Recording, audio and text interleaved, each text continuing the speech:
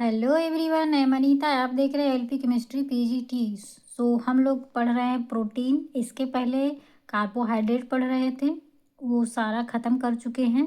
अभी स्टार्ट किए हैं प्रोटीन्स, जो कि हमारी बॉडी के लिए और ये समझ लीजिए कि लिविंग ऑर्गेनिज्म जो होते हैं, जो भी जीवित हैं, उसके लिए प्रोटीन बहुत ही इम्पॉर्टेंट है लाइफ जीवन जीने के लिए। ठीक।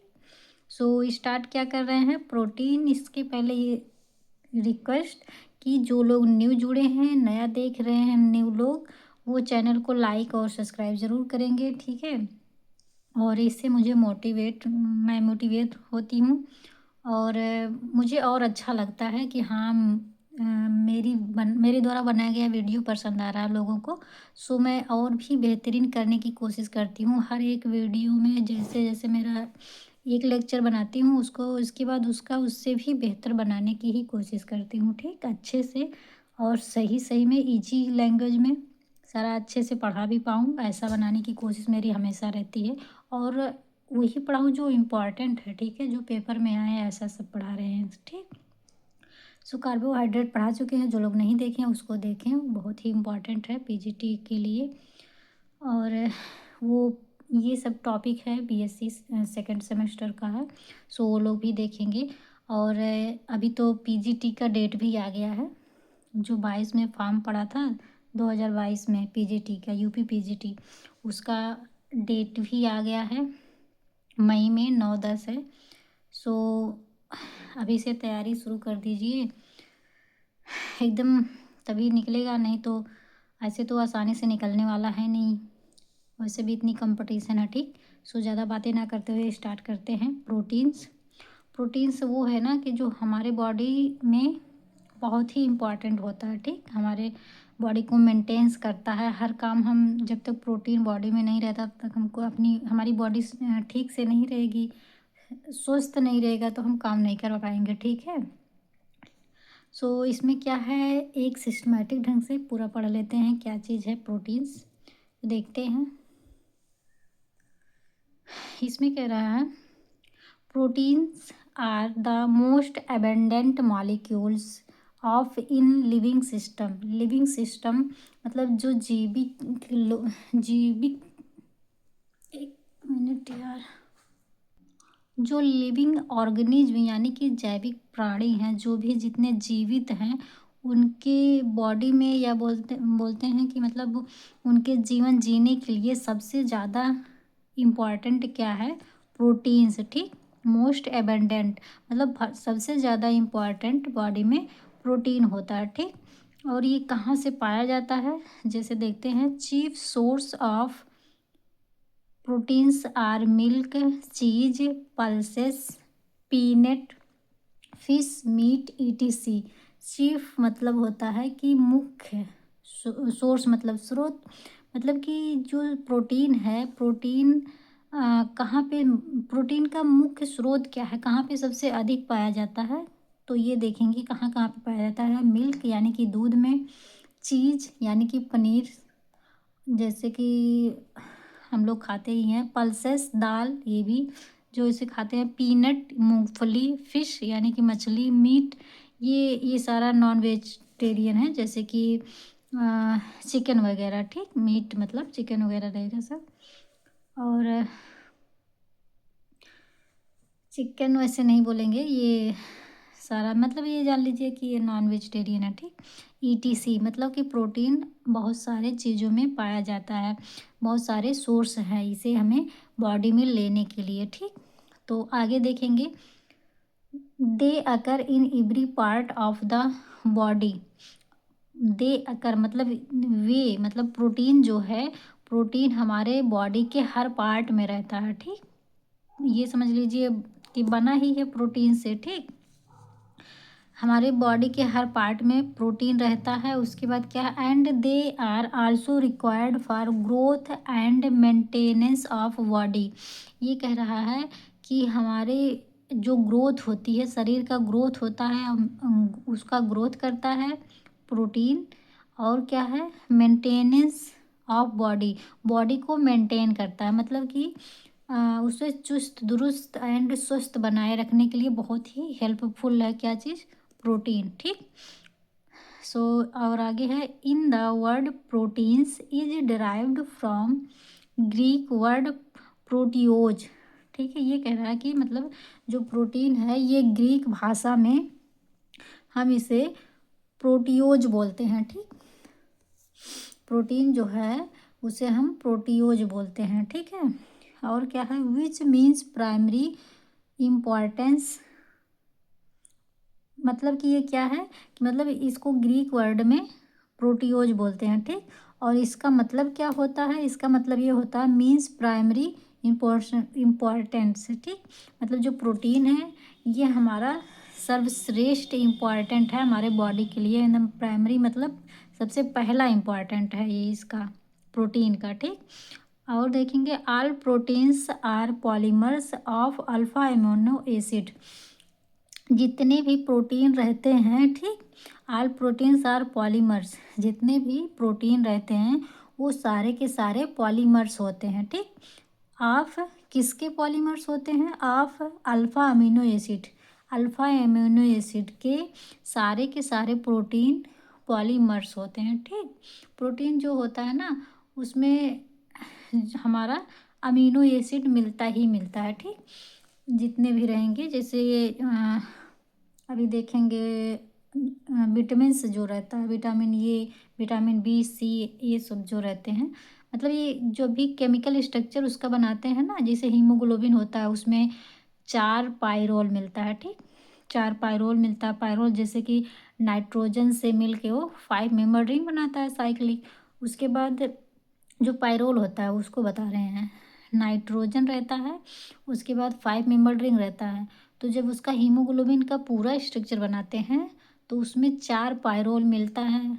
उसके बाद एक कार्बन से आपस में जुड़, एक ही नहीं रहता, मतलब कि उसमें अदर भी 4 रहेंगे। ठीक, एक तो पायरोल रहता है और 4 और रहते हैं, 4 से इस तरह से मतलब जुड़े रहते हैं। ठीक, जब हीमोग्लोबिन पढ़ाएंगे तो अभी उस वो भी आएगा, बायोमॉलिक्यूल से चल रहा है तो वो भी आएगा। ठीक, लेकिन इतना है कि जैसे वो जुड़ा रहता है उसका एक स्ट्रक्चर है पार्टिकुलर, वैसे जो हमारा प्रोटीन है, प्रोटीन जितने भी प्रोटीन्स हैं वो पॉलीमर्स हैं, अमीनो एसिड के पॉलीमर्स हैं। ठीक, तो इसमें ये रहता है अमीनो एसिड रहता है जिसमें एमीन यानी कि जो अमोनिया रहता है उसका एक ग्रुप रहेगा, एसिड मतलब एसिड जो रहते हैं वो उसका ग्रुप रहेगा, अमीनो एसिड मतलब कि एक एमीन रहेगा, एंड COOH एसिटिक एसिड यानी कि कार्बोक्सिलिक एसिड प्रेजेंट रहते हैं। ठीक, और उसमें एक R ग्रुप रहता है, जैसे कि इसमें अभी देखते हैं, सारा डिटेल में पढ़े हैं हम लोग। ये देखिए,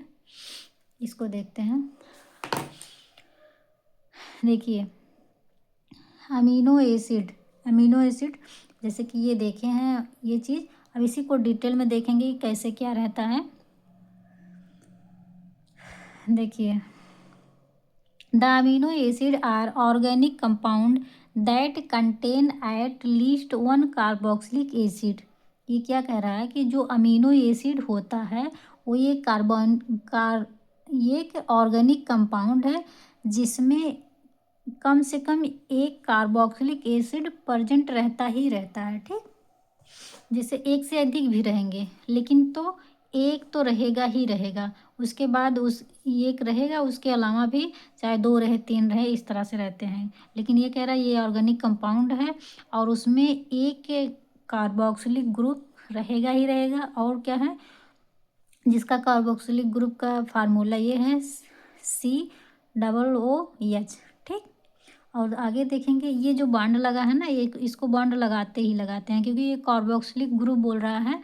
तो जब ग्रुप बोलता है तो ये इतना तो एसिड ही हो गया, और इधर जो रहेगा इस इधर लगा देते हैं, मतलब कि ये बॉन्ड जिस कंपाउंड से जुड़ रहा है उधर का ये बॉन्ड रहता है। ठीक, अब हाइड्रोक्सिल लिखेंगे OH, तो OH में भी हम OH लिखेंगे इस तरह से और उसमें एक बॉन्ड लगा देंगे। कुछ भी बनाते हैं, मेथिल लिखेंगे तो मेथिल बना के एक बॉन्ड लगा देंगे। ठीक, तो ये बोल रहा है कार्बोक्सिलिक ग्रुप, तो हम ये तो कार्बोक्सिलिक है बट यहाँ से ये बॉन्ड से जुड़ता है तो ये बॉन्ड लगाते ही लगाते हैं। ठीक, ये छोटी छोटी बातें ध्यान रखना चाहिए।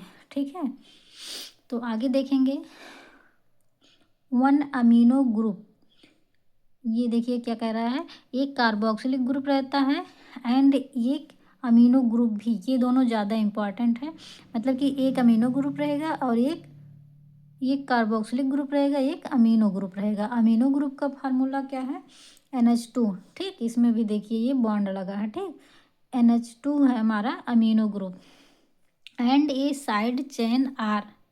एंड ये मतलब साइड चेन मतलब उसके बगल में या फिर जो भी ये कार्बोक्सिलिक ग्रुप और अमीनो ग्रुप ये तो रहेंगे ही, उसके बाद एक आर ग्रुप रहता है। और ये आर ग्रुप क्या होता है, इसके जगह पे कोई भी एल्किल ग्रुप रख सकते हैं। ठीक, अभी वो पूरा देखेंगे तो उसमें बताएंगे ही, बट यहाँ पे ऑर्गेनिक में कहीं पे भी यदि आर है तो उसके स्थान पर कोई भी आर ग्रुप रख सकते हैं, एल्किल ग्रुप रख सकते हैं। जैसे कि C2H5 हो गया, बेंजीन हो गया, या फिर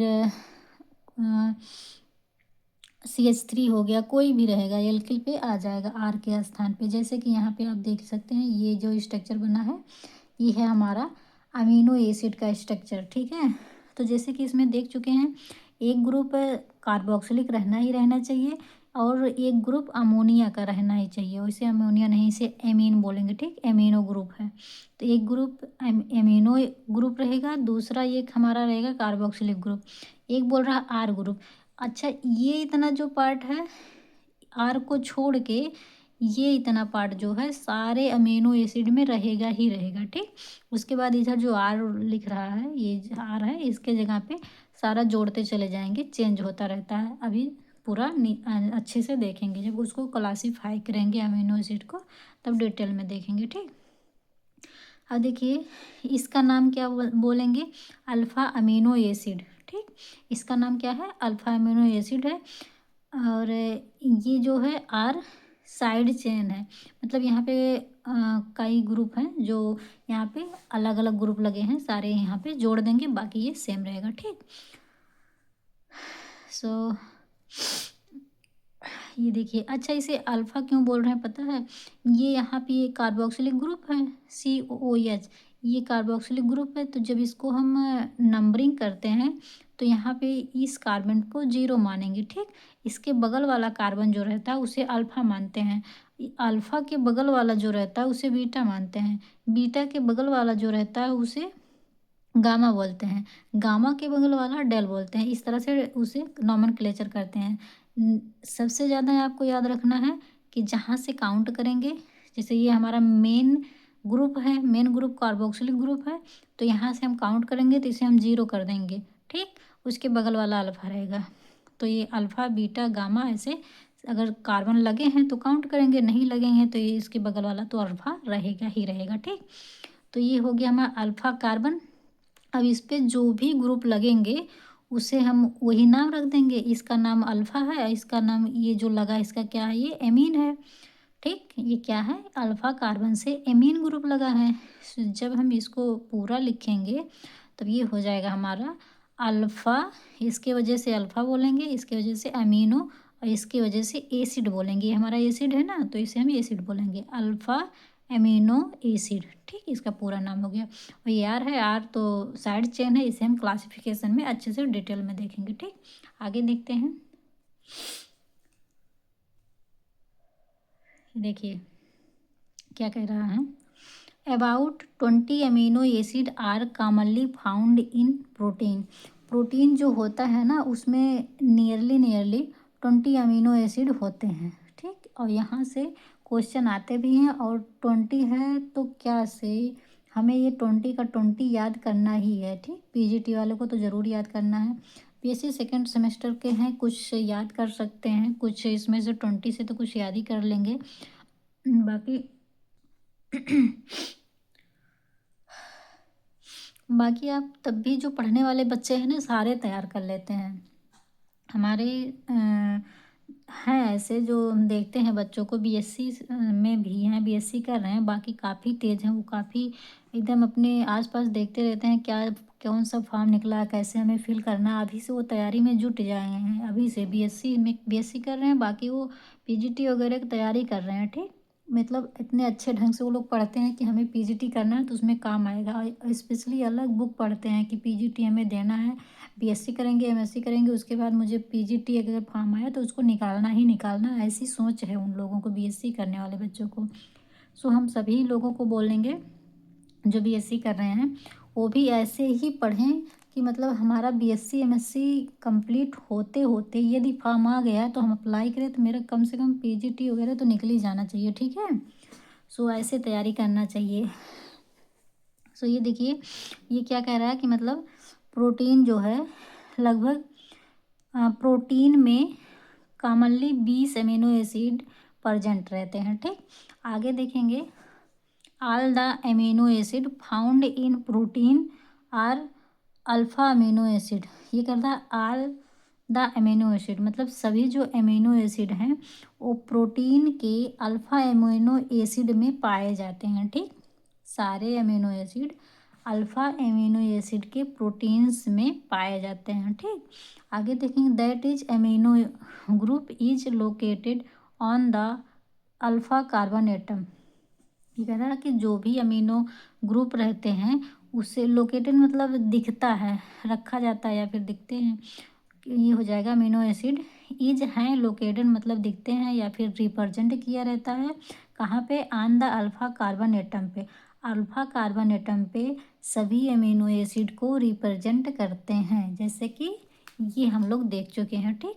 जितने भी अमीनो रहेंगे इसे हम अल्फ़ा कार्बन पे ही रिप्रेजेंट करेंगे, ठीक ठीक है।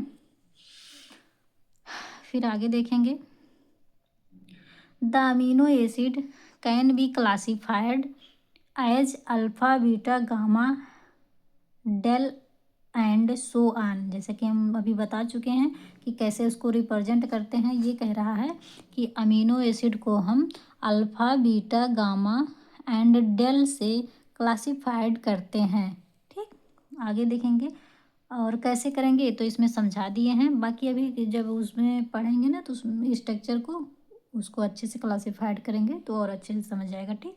आप लोग ध्यान से सुनते जाइए क्या बोल रहे हैं, कैसे बोल रहे हैं ना, तो सारा समझ आएगा। अगर जो लोग पहली बार पढ़ते हैं थोड़ा सा दिक्कत होती है कि हाँ ये क्या क्या है, कैसे है, टफ लग रहा है।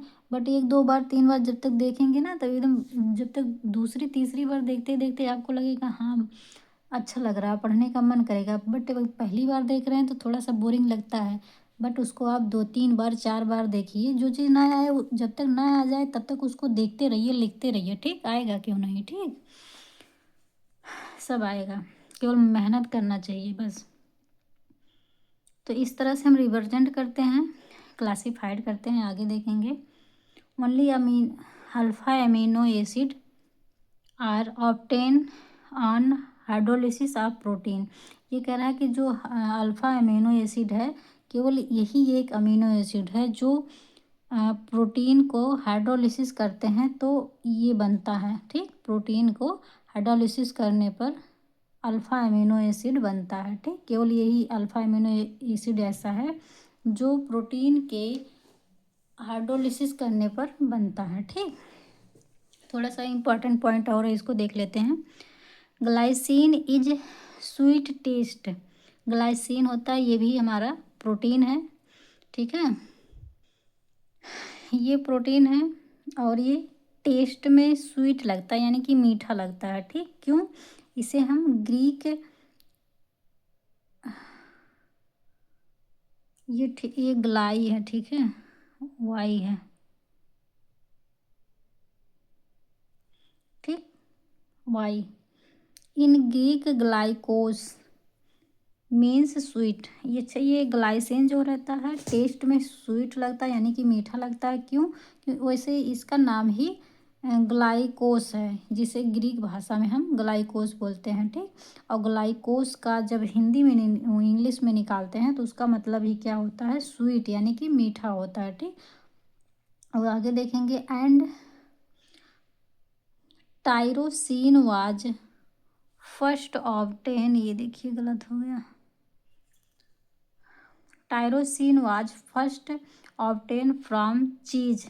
ये देखिए, ये क्या था, ये हमारा प्रोटीन है ग्लाइसिन, एंड ये भी टायरोसिन जो है ये भी हमारा प्रोटीन ही है, ठीक। तो ये जो था ये टेस्ट में मीठा होता है, इसके बारे में बताया है। बाकी टायरोसिन जो है ये कैसा होता है, ये सबसे पहले कहाँ पे मिला था इसको बताया गया है, ठीक।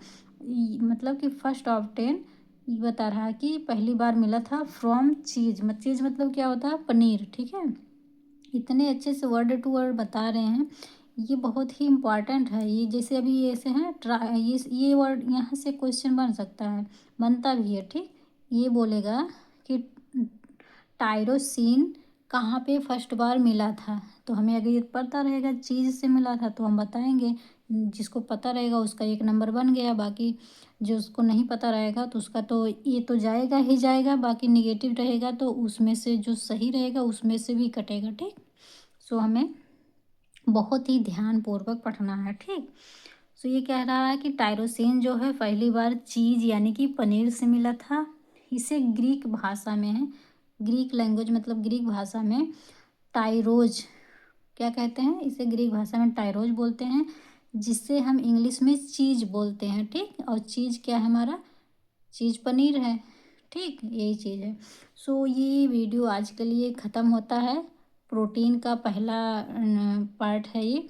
बाकी जो लोग नहीं देखे हैं उधर पीछे बायोमॉलिक्यूल्स का पार्ट, कार्बोहाइड्रेट जो नहीं देखे वो लोग भी उसको जाके देखें, बहुत ही इम्पॉर्टेंट है वो। सो फिर से एक बार बोलना चाहते हैं, जो लोग न्यू हैं वो सब्सक्राइब ज़रूर करें और चैनल को लाइक भी करें, ठीक है। सो बहुत अच्छा लगता है जैसे जैसे लाइक मिलता है, जितना सब्सक्राइब एक एक ही सब्सक्राइब बढ़ते हैं, बहुत अच्छा लगता है, ठीक है। सो आप लोग लाइक सब्सक्राइब ज़रूर करें। आज के लिए इतना ही, मिलते हैं नेक्स्ट वीडियो में, तब तक के लिए bye bye. But hard work करते रहिएगा, ठीक है।